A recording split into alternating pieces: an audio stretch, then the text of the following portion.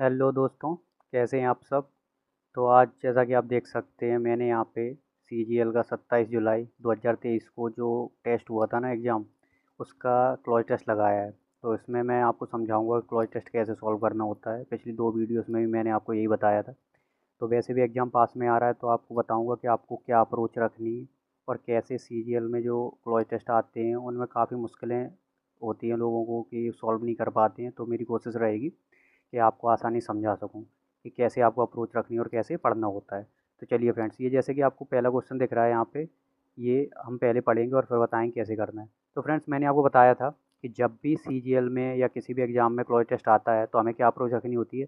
हमें यहाँ से लेके यहाँ तक पहले पूरा पढ़ना होता है।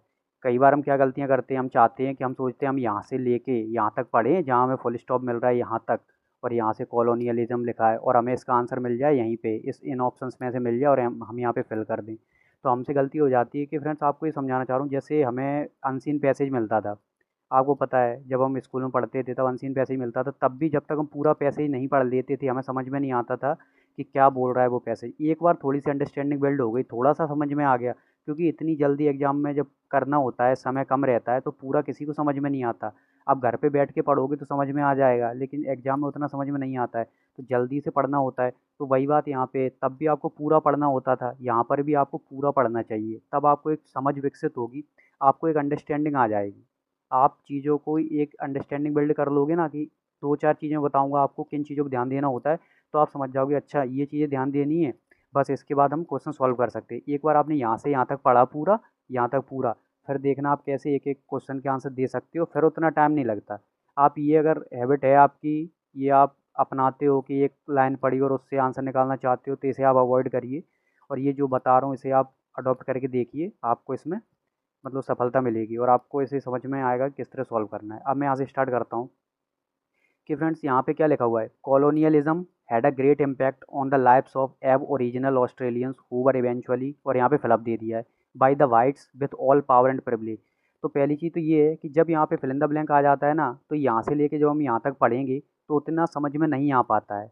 आपको भी समझ में आ रहा होगा ये, क्योंकि यहाँ जब फिल इन द ब्लैंक देती हो तो ऐसा लगता है कि ये कुछ मिसिंग है, कैसे समझें इसे। तो मैं आपको बता रहा हूँ आपको क्या करना होता है कि आप पहले पढ़िए, आपको जितना समझ में आ रहा है सिर्फ उतने पे ध्यान दीजिए। पूरा किसी को समझ में नहीं आता इतना जल्दी। तो आपने यहाँ पढ़ा कॉलोनियलिज्म, और आपको समझ में आएगा had a great impact on the lifes of Aboriginal Australian. तो आपको कम से कम इतना समझ में आया कि अच्छा कुछ ऑस्ट्रेलियंस की बात हो रही है। एक कीवर्ड यहाँ मिला कॉलोनियलिज्म, इन पे थोड़ा थोड़ा आपने ध्यान दिया। Who were eventually fill up by the whites, यहाँ पे बाइट्स पे थोड़ी बात हुई, with all power and privilege. तो आपको ये कुछ कीवर्ड्स मिल गए तीन, कि कॉलोनियलिज्म, ऑस्ट्रेलियंस और बाइट्स। अभी आपको कुछ नहीं पता, लेकिन यदि आपको कॉलोनियलिज्म का मतलब पता है फ्रेंड्स, कॉलोनियलिज्म, तो ये यहाँ पे थोड़ी वोकेबलरी मैटर करती है। मैंने पहले ही बताया था, यदि आपको थोड़ी सी वोकेब आती है, बहुत कठिन वाली नहीं, सिंपल सिंपल वोकेब, क्योंकि आपने कई बार सुना होगा कॉलोनीज, कॉलोनियलिज्म, औपनिवेशिक शासन, हिंदी में सुना होगा ना, तो उपनिवेशवाद, ये सब। तो यही है ये कॉलोनियलिज्म, जैसे हम उपनिवेशवाद बोलते हैं, कि अंग्रेज आए और उन्होंने यहाँ पे क्या किया, अपने उपनिवेश बना दिए। जैसे इंडिया में आए थे ना अंग्रेज और उन्होंने गुलाम बना लिया था। तो ये जो है ना, ये पैसेज या ये क्लॉज है उसी के बारे में है, लेकिन यहाँ पे ऑस्ट्रेलियंस के बारे में है, जहाँ पे ऑस्ट्रेलिया पे ये अंग्रेज गए थे या फिर ये वाइट्स गए थे, जैसे यहाँ पे लिखा हुआ है। लेकिन अभी मैंने आपको ये चीज़ें समझा दी, आप समझो कि आपको अभी ये चीज़ें नहीं पता है। आपको क्या पता चला, कॉलोनियलिज्म, ऑस्ट्रेलियंस और वाइट्स, और आप यहाँ तक आ गए। फिर आपने ये पढ़ा द कॉलोनाइजर्स, मतलब उन्हीं की बात हो रही है, turned their land into rubbish pits. अब आपको ये अगर थोड़ा पता हो ना रबिश पिट्स का मतलब क्या होता है, कॉलोनाइजर्स तो पता ही होगा। तो अब आप समझिए थोड़ा, रबिश, रबिश का मतलब क्या दे रखा होता है। रबिश का मतलब होता है कि गंदगी फैला देना, है ना, कचरा फैला देना, ये होता है। तो रबिश पिट्स मतलब कूड़े के या कचरे के ढेर बना के रख दिए, किसने, ये कॉलोनाइजर्स जो आए थे, उन्होंने किसकी ज़मीन को, देयर लैंड, देयर किसकी, जो ऑस्ट्रेलियंस थे उनकी ज़मीन को इन लोगों ने। तो आप यहाँ से एक चीज़ समझिए, जब भी हम ऐसे पैसेज पढ़ते हैं आपको एक दो चीज़ों को ध्यान देना होता है, कि यहाँ पे नेगेटिव बात चल रही है या फिर पॉजिटिव बात चल रही है ना। ये दो चीज़ें भी देख के चलो तो आपको समझ में आ गया कि अच्छा यहाँ पे ऑस्ट्रेलियंस की बात हो रही है, ऑस्ट्रेलिया में रहते कॉलोनियलिज्म, कॉलोनाइजर्स आए, ये जो जिन लोगों ने रूल किया इधर आए, अंग्रेज या फिर और दूसरे जो वाइट्स थे यूरोपियन कंट्रीज से आए थे, किसकी ज़मीन थी, ऑस्ट्रेलियंस की ज़मीन। तो यहाँ पे देखो नेगेटिव सेंस में बात हो रही है, कि अब कोई आएगा किसी के देश पे उसे गुलाम बनाएगा तो उसके बारे में अच्छी बातें थोड़ी ना करेंगे वे। तो यहाँ पे क्या आया, and fill up sites for their own betterment. अब क्या लिखा है, यहाँ तो कि कूड़े और कचरे के ढेर बना दिए उन्होंने। और अब एंड लगा हुआ है तो इसके ही जैसा कोई शब्द आएगा, पॉजिटिव तो आएगा नहीं, मैंने पहले ही बताया था। यहाँ पे कोई नेगेटिव वर्ड ही आएगा, क्योंकि एंड जब लगा होता है और इधर एक नेगेटिव शब्द दे रखा है, कूड़ा कचरा उसका ढेर, तो यहाँ पे भी शब्द ऐसा ही कुछ आएगा नेगेटिव, तो वो हम इसमें से देख लेंगे बाद में। अब इन्होंने कहा फॉर देयर ओन बेटरमेंट, अपने भलाई के लिए उन्होंने यहाँ पे क्या किया वो हम देखेंगे कि and fill up sites for their own betterment. अब यहाँ पे बात आती है the Aborigines were often, the above origins. अब ये एब ओरिजिन्स किसके बारे में है, ये जो एब ओरिजिनल लिखा हुआ है, जो लोग वहाँ पे रहते थे, मतलब ऑस्ट्रेलियंस की बात हो रही है, जो ओरिजिनल लोग थे ना ऑस्ट्रेलिया के ही। बर ऑफन, ऑफन का मतलब आपको पता होना चाहिए, ये तो सिंपल से कीवर्ड्स हैं। ऑफन का मतलब होता है अक्सर, है ना, वरना फिर हिंदी में सेंस हम कुछ और ही निकालने लगेंगे। तो यहाँ पे लिखा हुआ है जो ऑस्ट्रेलियंस थे ना वो अक्सर fill up as subhumans with low status and dirty habits. और यहाँ पे क्या हुआ, उन्हें सब ह्यूमंस मानते थे, लो स्टेटस देते थे, मतलब वो लोग आए तो ऑस्ट्रेलियन, जो ऑस्ट्रेलिया में जो लोग रह रहे थे ना उन्हें क्या मान रहे हैं वो लोग, डर्टी स्टेटस, मतलब उन्हें मान नहीं रहा, उन्हें लग रहा है कि ये दबे कुचले लोग हैं, इन्हें क्या वैल्यू करना। जो लोग आए अंग्रेज वो ऑस्ट्रेलियंस को वैल्यू नहीं दे रहे, लो स्टेटस दे रहे हैं आपको, ये आपने पढ़ा। फिर आप यहाँ पे आए the whites not only displaced the tribes of their homeland. अब क्या लिखा हुआ है, वाइट्स मतलब उन्हीं अंग्रेजों की या गोरे लोगों की बात हो रही है, न केवल उन्होंने डिस्प्लेस कर दिया, डिस्प्लेस का मतलब एक जगह से हटा दिया जहाँ वो रहते थे, द ट्राइब्स कैसे हटाए, जो ट्राइब्स, जो ट्राइबल कम्युनिटी थी ना, जनजातियाँ जो रहती थी उनकी बात हो रही है, तो ऑफ देयर होमलैंड, वो अपने जहाँ ज़मीन थी उनकी जहाँ रहते थे वहाँ से उन्हें हटा दिया। बट ऑल्सो, और क्या किया, लेकिन fill up the beauty and balance of the natural world, natural world की जो ब्यूटी है और जो बैलेंस था उसे भी उन्होंने क्या किया। अब आपको पता है कि उन्होंने कुछ अच्छा तो किया नहीं होगा, तो यहाँ भी कुछ नेगेटिव जैसा आएगा, लेकिन हम देखेंगे क्या है। एंड, और क्या लिखा है, an increase in deforestation and destruction of traditional land led fill up like emu eagle and kangaroo among many others to dwindle over time. अब देखो यहाँ से क्या निकल रहा है, इंक्रीज इन डिफोरेस्टेशन, कि उन्होंने पेड़ पौधे काटना स्टार्ट किया, जंगल है उन्हें तबाह करना स्टार्ट किया, है ना, ये आपको समझ में आ रहा होगा यहाँ पे। और डिस्ट्रक्शन, बर्बादी करना स्टार्ट किया, द ट्रेडिशनल लैंड, जो उनकी ज़मीन अच्छी खासी थी उसे तबाह करना स्टार्ट किया। इससे क्या हुआ, लेड, लेड का मतलब होता है, ये लीड का पास्ट है लेड, तो इससे हुआ क्या, लाइक जैसे कि एमू ईगल कंगारू। अब जैसे एमू का मतलब नहीं पता मान लो, ईगल को तो पता है कि पक्षी है, और कंगारू को पता है जानवर है, तो इनका क्या हुआ, among many others to dwindle over time, समय के साथ इनकी जनसंख्या कम होने लगी। ड्विंडल, ड्विंडल मतलब कम होना, छीड़ होना, ये सब होने लगा। अब मैं इसे इरेज कर देता हूँ, तो आपको एक यहाँ से अंडरस्टैंडिंग बिल्ड हुई होगी कि यहाँ पे क्या बात हो रही है और क्या कहना चाह रहा है। अब इसमें तो मैंने आपको सब कुछ बता दिया कि जो जो है उससे समझ में आ गया, लेकिन जब आप पढ़ोगे तो आपको इतनी चीज़ें उतनी जल्दी समझ में नहीं आएंगी, क्योंकि समय कम है। तो आपको कितनी चीज़ों पर सिर्फ ध्यान देना होता है जब आप पढ़ रहे हो, मेन कीवर्ड्स। पहले आपको कॉलोनियलिज्म पे ध्यान देना है कि अच्छा इसकी बात की जा रही है, फिर आप आगे आओगे फिर ऑस्ट्रेलियंस की बात की जा रही है, क्योंकि ये मेन कीवर्ड्स हैं। बाकी बट, द, ऑफ, ऑन, ये तो सब में यूज होते हैं, कोई भी क्लॉज टेस्ट उठा लो। लेकिन ये ऑस्ट्रेलियंस हुआ, ये एक खास बात हो गई, एक ये कॉलोनियलिज्म है, एक ये खास बात हो गई। अब यहाँ पे फिर और देखते हैं, ये वाइट्स, हर जो क्लॉज है उसमें सब में तो वाइट्स और वो सब आता नहीं है, तो ये एक खास बात हो गई। अब यहाँ पे कॉलोनाइजर्स फिर से आ गया, ज़मीन की बात हो रही है ना, और रबिस्पेड साइट्स फोन बेटरमेंट। अब देखना आगे मैं ढूंढ रहा हूँ ऐसी चीज़ें जो खास हों इनमें, डर्टी हैबिट्स, लो स्टेट। अब देखो low status and dirty habits, ये भी एक खास बात हो गई। Whites not only displaced the tribes की बात हो रही है, homeland, but also beauty and balance of the natural world, natural world के बैलेंस को बिगाड़ा। एंड अब देखो डिफोरेस्टेशन किया, डिस्ट्रक्शन किया, ये सब हो गया। और एमू ईगल और कंगारू, ये बस इतनी चीज़ों पे आपको ध्यान देना था, बस ये जो कीवर्ड्स मैंने बता रहा है, ये चीज़ें। अब आपको क्या समझ में आया, बस इतने कीवर्ड से आप पढ़ोगे तो इतनी चीज़ें तो ध्यान में रह ही जाएंगी कि क्या क्या बात हो रही है। यहाँ पे समझाता हूँ आपको। तो यहाँ पे बात हो रही है फ्रेंड्स, देखना यहाँ पे समझ में आ गया आपको कि कॉलोनी की बात हो रही है, कॉलोनियलिज्म। तो एक चीज़ आपने ये समझ ली कि अच्छा ये है कुछ अपने बेसिक शासन है, ऐसा कुछ है, इतना समझ में आया। ऑस्ट्रेलियंस की बात हो रही है, मतलब ये इंडिया की नहीं ऑस्ट्रेलिया की बात कर रहे हैं, तो ऑस्ट्रेलियंस की बात हो रही है। फिर उन्होंने बाइट्स की बात की, तो बाइट आपने गोरे लोग तो सुने ही होंगे, तो बाइट्स मतलब अंग्रेज़ों की बात हो रही है, या फिर यूरोपियन कंट्रीज़ में जो सब गोरे लोग हैं ना, बाकी देश हैं, उनकी बात हो रही है। फिर यहाँ लो स्टेटस एंड डर्टी हैबिट्स किसे दी जा रही हैं, तो एबोरिजिन्स जो ऑस्ट्रेलिया में रह रहा है, इतना समझ में आया। और ये डिफॉरेस्टेशन डिस्ट्रक्शन कर रहे हैं ना, तो ये समझ में आया। और ये कंगारू ईगल इनकी बात हो रही है, बस इतने समझ में आ गया कि एक तो ये नेगेटिव सेंस में ये जा रहा है क्लॉज टेस्ट, ये उनकी अच्छी बातें नहीं कर रहे हैं, ये उनकी ख़राब बातें कर रहे हैं कि उन्होंने यहाँ आके क्या क्या किया, ज़मीन ख़राब कर दी, जिससे क्या हुआ, जंगल बर्बाद कर दिए, जिससे क्या हुआ, ये पेड़ पौधे हैं, पौधों की तो बात नहीं हुई, यहाँ पे जैसे पेड़ पौधों की बात यहाँ हो गई, और यहाँ एमू ईगल ये जो पक्षी हैं जानवर हैं, इन्हें इनकी भी जनसंख्या कम होने लगी। ये सब बात की, अब आपको ये समझ में आ गया। अब हम यहाँ पे आते हैं और हम पढ़ते हैं कैसे सॉल्व करना है। अब देखना फ्रेंड्स, मैंने आपको पहले ही बताया था कि अब हम पहला वाला क्वेश्चन सॉल्व करेंगे, ये वाला।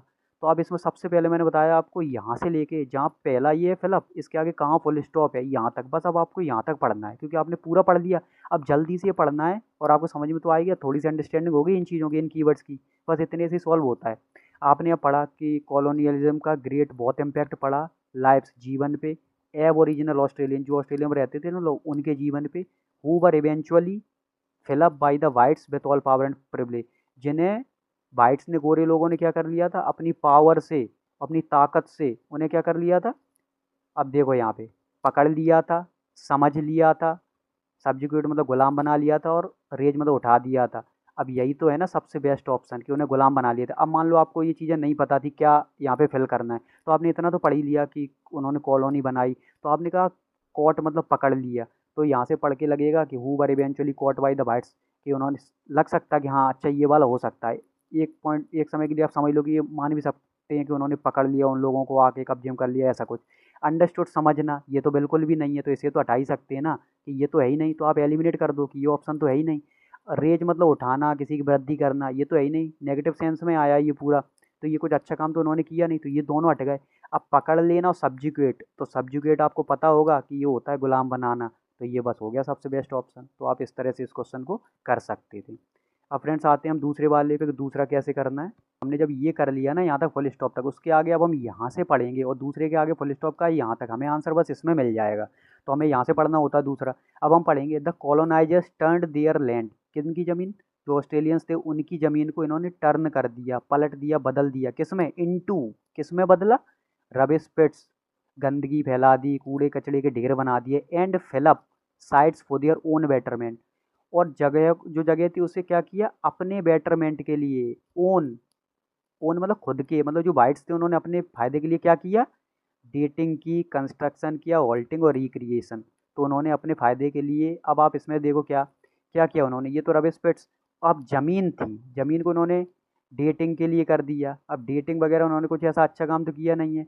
हॉल्ट मतलब रोकना और वो सब, तो ये तो कुछ आता ही नहीं है कि हॉल्ट मतलब एक तरह से रोकना किसी चीज़ को, तो वो ये तो है ही नहीं। रिक्रिएशन, एन्जॉयमेंट के लिए उन्होंने कुछ बना दिया हो, है ना, रिक्रिएशन, एन्जॉय करना, ये होता है। लेकिन यहाँ पे उन्होंने क्या किया है, रबेस पिट्स बना दिए, and fill up sites for their, अपने फायदे के लिए क्या किया उन्होंने, कंस्ट्रक्शन किया।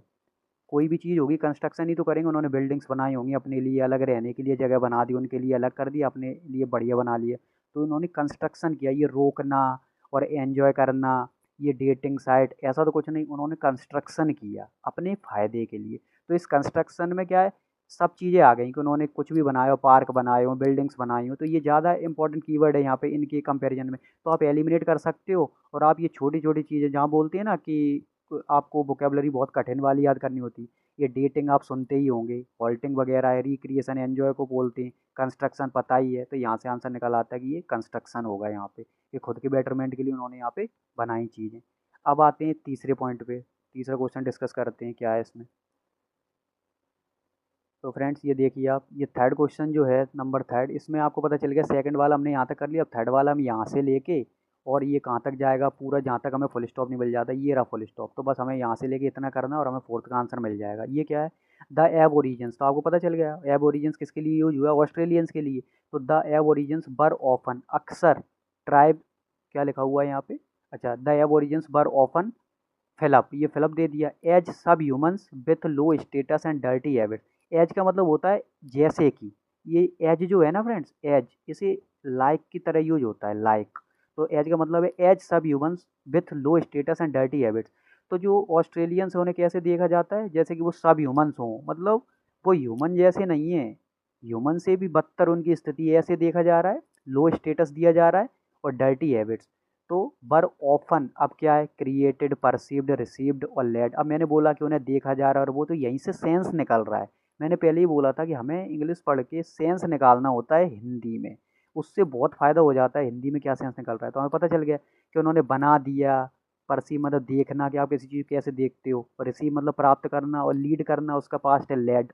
तो आपको समझ में आ रहा है कि वो ऑस्ट्रेलियंस को अक्सर देखा करते थे, जैसे उनका लो स्टेटस हो, उनकी डाइटरी हैबिट्स हैं, उन्हें पसंद नहीं करते थे। तो क्रिएट मतलब बनाना, ये तो हटा दो, क्योंकि ऑस्ट्रेलियंस किस तरह देख रहा है, तो यहाँ देखने जैसा सेंस निकल रहा है। तो परसीव्ड, रिसीव मतलब प्राप्त करना, इसका कोई मतलब लीड करना किसी प्रोग्राम को, किसी मूवमेंट को, या कुछ भी लीड करना, तो ये तो कुछ है ही नहीं। तो ये रिसीव्ड ये सब कट गया, क्या आएगा, परसीव्ड आएगा। क्योंकि सेंस सबसे ज़्यादा इंपॉर्टेंट अगर कोई चीज़ है इसमें तो सेंस।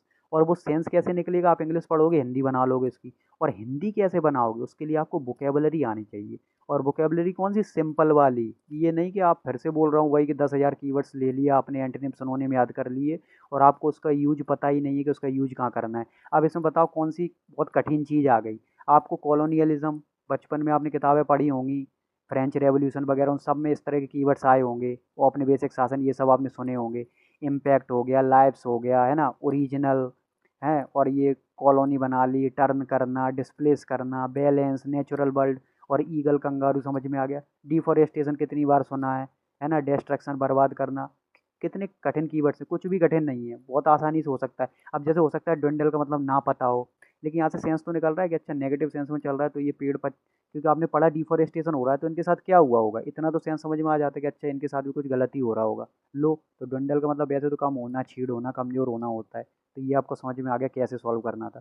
चलते हैं हम नेक्स्ट क्वेश्चन पे कि नेक्स्ट पॉइंट क्या है इसका।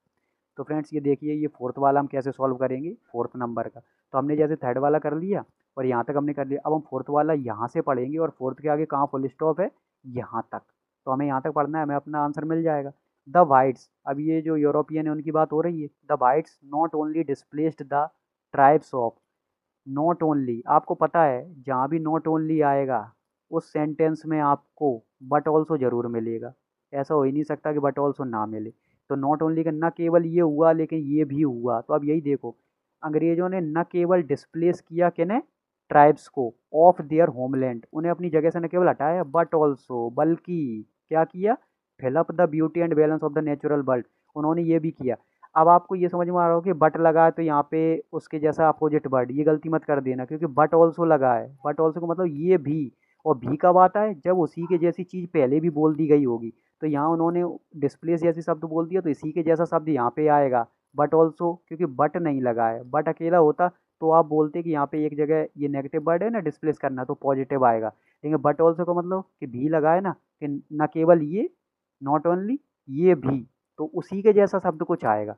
अब देखो, डिस्प्लेस करना, होमलैंड, बट ऑल्सो, और क्या किया उन्होंने, डिस्ट्रॉय किया, क्लाइम मतलब चढ़ना, यूटिलाइज मतलब उपयोग करना, और फैड मतलब भोजन खिलाना है कुछ।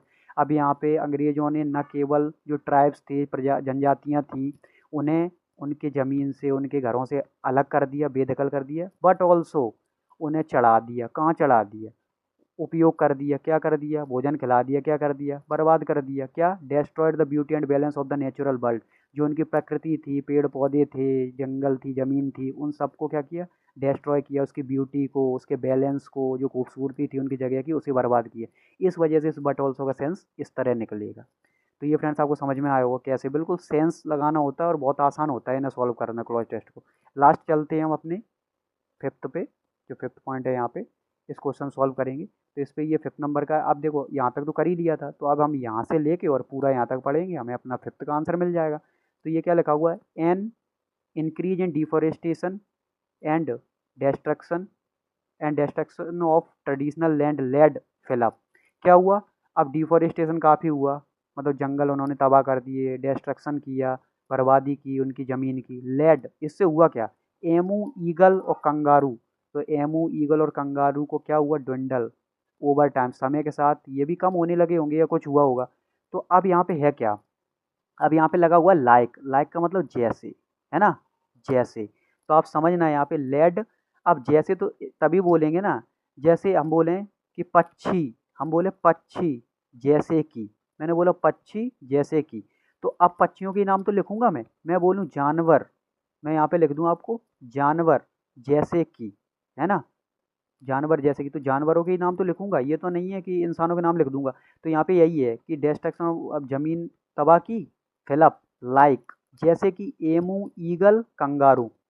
तो लाइक यहाँ पे लगा, इससे पहले अब ये क्या है, ये ईगल कंगारू ये जानवर हैं या पक्षी हैं, ये पेड़ पौधे तो है नहीं। तो इसका मतलब है कि यहाँ पे बात की गई होगी जानवरों की या पक्षियों की, तभी तो लायक लगा है। क्योंकि जैसे कि ये लायक लगा है, इससे पहले वाला पूछ लिया और यहाँ ये ऑप्शन दे दिए। तो यहाँ पे अगर ऑप्शन दे दिए जाए सूरजमुखी, है ना, या गुलाब, या ऐसे कुछ दे दिया जाए, तो आपको पता चल जाएगा यहाँ पे क्या है। जैसे कि तो यहाँ उसके फूलों की बात हो रही है, फूल जैसे कि ऐसे। तो यहाँ पे यही किया इन्होंने कि इनके नाम दे दिए। अब देखो पेट्स, अब ये पालतू पशु हैं क्या? कंगारू हुआ या ईगल चील हुआ, ये तो है ही नहीं। ठग्स, ठग जो किलर होते हैं या ठग होते हैं, तो ये किलर और ठग कहाँ से आ गए यहाँ पे? बात तो लायक हो रही ना इनके जैसे। तो होमीस, होमीस मतलब जो आपके परिचित होते हैं ना, जिन्हें आप जानते हो, जो आपके ज़्यादा खास नहीं होते, बस गली मोहल्ले में हैं, उन्हें आप जानते हो, परिचित हैं, तो ये कहाँ से आ गए? बचा क्या? फौना। क्योंकि आपने ये सुना होगा कई बार, फ्लोरा एंड होना। सिर्फ आपकी ये सिंपल सी अंडरस्टैंडिंग आपको ये क्वेश्चन सॉल्व करा सकती है। अब फ्लोरा का मतलब तो पेड़ पौधे होता है, यहाँ तो बात पेड़ पौधों की है नहीं, क्योंकि लाइक के बाद यहाँ पे तो जानवर दिए हैं और पक्षी, जैसे एमू पक्षी होता है, ईगल भी पक्षी है ऑस्ट्रेलिया का। और यहाँ मतलब ये एमू ऑस्ट्रेलिया में पाए जाते हैं, और कंगारू तो है ही उनका। तो ये फोना, तो इनकी बात हो रही है, इसीलिए यहाँ पे फोना ये आ जाएगा। ये हो गया फ्रेंड्स, इस तरह सॉल्व करने होते हैं। तो आई होप आपको ये चीज़ें समझ में आई होंगी। आगे भी इस तरह की वीडियोस लाता रहूँगा और बताऊँगा चीज़ें किस तरह सॉल्व करनी होती हैं। बाकी और भी किसी सेक्शन के बारे में आपको जानना हो, क्लॉज टेस्ट के बारे में या वोकेबलरी या कुछ भी, तो आप कमेंट करें, मैं वीडियो ज़रूर बनाऊँगा। तब तक के लिए फ्रेंड्स, पढ़ाई करते रहें, मुस्कुराते रहें। धन्यवाद।